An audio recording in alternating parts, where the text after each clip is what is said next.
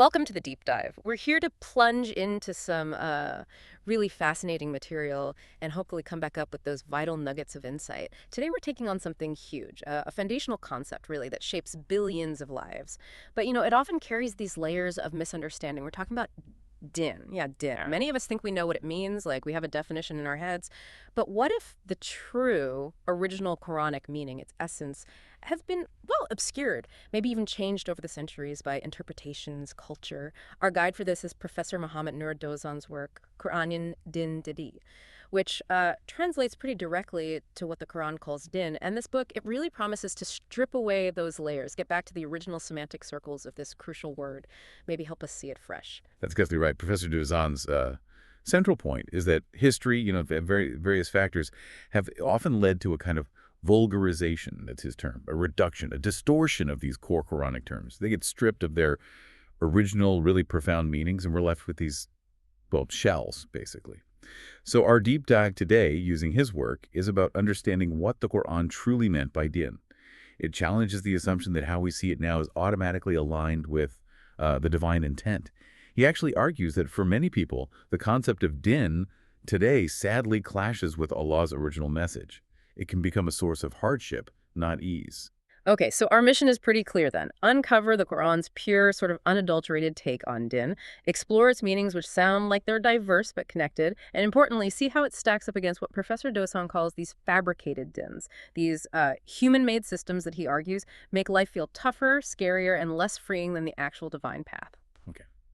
Let's unpack this. See din differently. All right, so Professor DOİ'An starts by flagging this really critical issue for us. He says, look, how we understand din today often clashes, sometimes badly, with what Allah originally intended in the Quran. He points to things like, cultural baggage, superstition, centuries of human interpretations. These things have subtly, sometimes drastically, stripped din of its real identity, its expansive meaning. It's a kind of semantic drift with real consequences. Wow, that's a powerful way to put it. Like, the word itself has been sort of hollowed out. Like you said, a shell. Yeah. A beautiful vase, maybe, but now holding something completely different, less precious, maybe even harmful. What does that do to how we see our spiritual path? That vase analogy is good. It really gets to the core of his diagnosis. His book carefully traces these shifts in meaning. It shows how the Quran's din, which he insists is consistently described as easy, liberating, progressive even, has gradually been pushed aside by these human-made, these fabricated dins. And these are often painted as difficult, rigid, based on fear, sometimes even enslaving. These distortions, he argues, they steer us away. Away from the Quran's clarity, away from our own intellect, and away from what the Quran calls fitra. Fitra, that's our innate nature, right? The pure disposition. Exactly. Our natural state inclined towards truth and ease. These fabricated dins work against that, he says. Okay, so if din has been sort of stripped down, where does Professor DOİ'An start rebuilding? You mentioned he goes back to the roots, the language itself. Precisely. He dives right into the Arabic root of din, unpacks its fundamental meanings, and etymologically, it's surprisingly broad. You get this whole spectrum: measure, reckoning, system, obedience, submission, sanction, debt, punishment, reward, judgment, rule. A whole cluster of related ideas. So it's not just one simple thing. It's already complex just from the word itself. Exactly. It tells you right away it's more comprehensive than we might think. Okay, this next point sounds like it really shifts things. Yevmudin, usually translated Day of Judgment, pointing to the hereafter. But the source says in Surah Al-Fatiha, the very opening of the Quran, it gets this additional layer of meaning about life now in this world. What does that do? How does that reorient things? It's a crucial distinction, yeah. Yeah. Probably one of the book's biggest contributions. In Al-Fatiha, Yevmudin points more specifically to the world day, or maybe world time. Now, this doesn't cancel out the ultimate Day of Judgment meaning, not at all. But it highlights that din is calling us to live our lives right now according to specific measures, spiritual, ethical, even legal ones. It's about knowing, consciously, that our actions have consequences, not just way off in the future, but here, today, in our daily lives. So din isn't just about what happens after we die. It's a guide for the present moment. Yes, it makes it a present guiding principle for a conscious, measured existence. Makes us accountable moment by moment. That really broadens the scope, makes it immediate. And you also mentioned sirat, the path, being a synonym. Yeah, the source notes that surat, meaning path, is often used synonymously with din in the Quran. It carries all those implications of faith, behavior, the whole package. So it's not just beliefs, it's the actual roadmap for living. A roadmap, a guide for wayfaring, exactly. And through all this, Professor DOÐAN keeps coming back to one core unifying idea. Din, in its truest, purest form, is total submission to Allah. Only Allah. That's the bedrock. Okay, total submission. What does that actually entail? How does he illustrate that? Well, the book shows how Surah al-Baqarah, for instance, verses 130, 133, defines din as the belief system of Prophet Abraham. It focuses on his absolute, pure, sincere submission to Allah alone. And this principle, that's Tawheed, right? The oneness of God, that forms the actual backbone of our ethical lives, our practical lives, our spiritual lives. It's the framework, acknowledging one ultimate source of authority. And given that it's rooted in Abraham's submission, how does Professor DOÐAN show this isn't just, ancient history, that it applies across time to all prophets? Vital point. He really emphasizes this isn't just some historical story. It's timeless, universal. The source connects this core of din, this pure submission, to all the prophets, Abraham, Jacob, Ishmael, Isaac, Moses, Jesus, Muhammad. Peace be upon them all. They were all entrusted, fundamentally, with the same system: belief, action, ethics, which is Islam, really, in its broadest sense. Submission to the one God, a consistent message through the ages. That really simplifies things, doesn't it? Especially when the concept can feel so complex sometimes. What makes it so universal, according to him? He stresses its simplicity, its clarity, how it aligns with that fitra we talked about, our innate nature. It's a system without, complicated intermediaries, overly complex rituals, confusing dogmas. It's direct. And this framework, he argues, is what actually liberates people from servitude to anything other than Allah, whether that's idols or oppressive systems or even just our own unchecked desires. Okay, so if din is this pure submission, that brings up a critical question. If we submit, who gets to define what that submission looks like? Who holds the authority? Excellent question. And Professor DOÐAN points straight to Surah al-Baqarah again, verse 193. It makes it crystal clear. The authority to define din belongs only to Allah. Exclusively. This means rejecting any human attempt to basically legislate in God's place. It's about getting rid of artificial religions, human-made laws that clash with divine principles, making sure worship, service, even governance is directed only to Allah, free from fear, free from coercion, free from the influence of false authorities. It purifies our whole idea of authority itself. And that connects directly to that other powerful phrase, din de zorlama yoktur. There is no compulsion in din, from Al-Baqarah 256. How does he interpret that in this context of Allah's exclusive authority? It's foundational, yeah. Professor DOÐAN explains, din covers both faith and moral rules and the guidelines for living by them. The core meaning, like we said, is obedience and service to Allah, with Tawheed as the single, unchanging, non-negotiable system.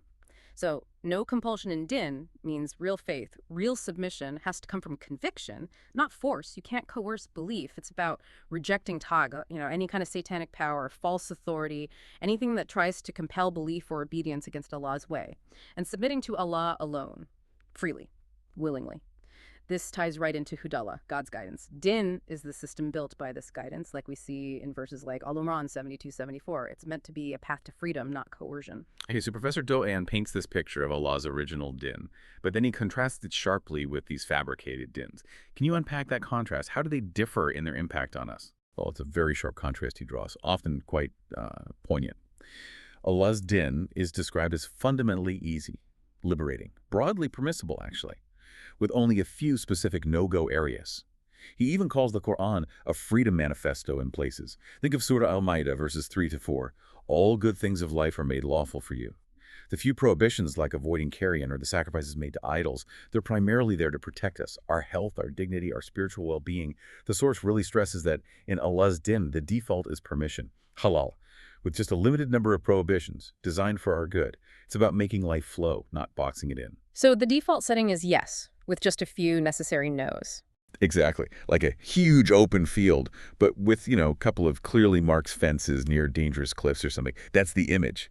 But these fabricated dins, based on human whims, traditions, cultural habits, superstitions, they tend to flip that script completely. They become rigid, fear-based, loaded with countless prohibitions, turning life into this maze of restrictions. Professor DOÐAN illustrates it really vividly. In these human-made dins, the white circle of what's allowed shrinks and shrinks. It gets overshadowed by this huge black circle of forbidden things. It makes life difficult, joyless even. Can you give an example of what that looks like in practice? Well, imagine a system where minor issues get blown up into major sins, where fear of punishment totally eclipses hope and mercy, or where performing rituals perfectly becomes more important than actual ethical behavior, kindness, justice.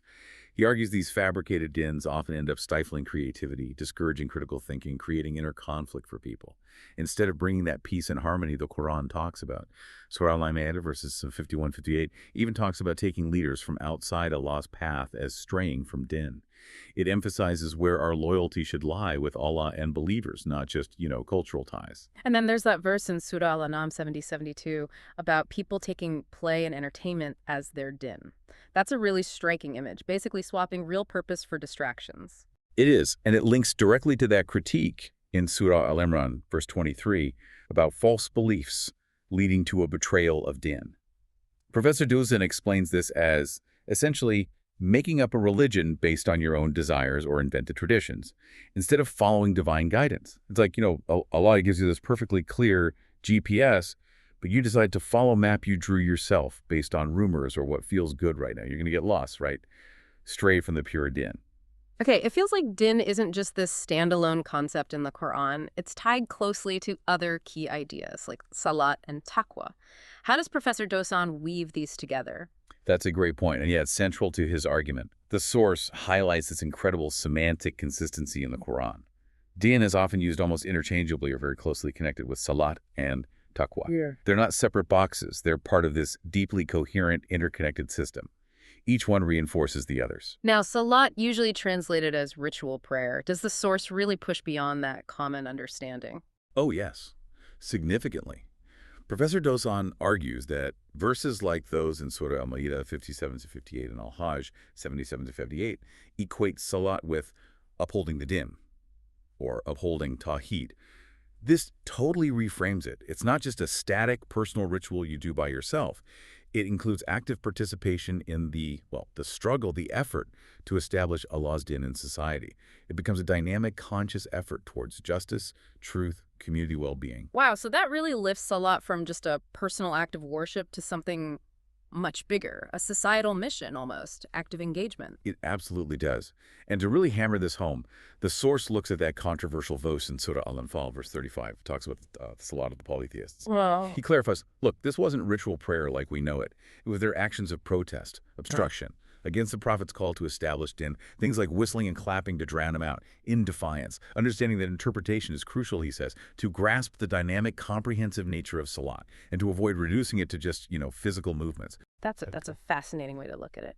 Okay, what about taqwa? How does that fit into this picture of din? Taqwa is deeply woven in. In Surah An-Nahl, verses 48-52, the book highlights this din taqwa identity. Taqwa is described as consciousness of responsibility to Allah, a deep reverence, a constant watchful awareness of Him. Think about it. The whole universe, planets in orbit, ecosystems in balance, it all submits to Allah's laws perfectly. Humans are called to consciously mirror that submission, that adherence to divine principles. So din and taqwa become almost interchangeable. Both point to this conscious, reverent following of divine principles, governing our inner state and our outer actions. Taqwa is like the inner engine driving the outer submission of din. This expanded view of din is incredibly comprehensive. But what happens, according to the source, when we lose sight of this pure Quranic message, when distortions creep in? Well, the source paints a pretty stark picture of the consequences. He talks about the disaster of creating what he calls parallel books and parallel religions. Surah Al-An'am, verse 159, gives this sharp warning against those who shatter the integrity of their din, who divide into sects and factions. This is called a bad deed, sa'i. Why? Because it breaks the unity, the clarity that din is supposed to represent. It fractures communities, fractures understanding. And Professor DOÐAN sees this pattern repeating. He looks back at earlier communities, like the Jews and Christians, as a kind of warning. Exactly. Surah at Tawbah, verses 30-35, critiques those communities, like the Jews with the Talmud, or Christians where later Gospels overshadowed the original Injil. They introduced human texts, interpretations that fundamentally twisted the original divine message. It's presented as a critical lesson from history. And the source then applies that warning directly to the Muslim Ummah, the global community. He points to, for instance, the development of vast hadith collections, which, he argues, in practice, sometimes end up challenging the Quran's unique authority. Or he mentions influential mystical writings like Rumi's Mesnevi, Said Nursi's Rizalaner, Ibn Arabi's Fusul Hikam. These are complex works, but Professor DOÐAN suggests they've sometimes been elevated almost to the level of divine inspiration, treated as if they supplement or even compete with the Quran's ultimate authority. And the source uses that incredibly strong phrase, attempts to extinguish Allah's light with their mouths. That's intense. It really is a powerful condemnation, isn't it, of any effort to dilute, obscure, or replace the clear, liberating message of Tawhid with human dogma, cultural overlays, or superstitious ideas. But the Quran insists, right? Allah won't let his light be put out. His din will prevail over these false interpretations, no matter how many parallel systems try to challenge its purity. It speaks to the Quran's own resilience. So this whole deep dive, it really shows din isn't just one thing. It's holistic, a living system affecting everything. Absolutely. Look at Surah At-Tawbah, verses 119-122. Din there is presented as comprehensive knowledge.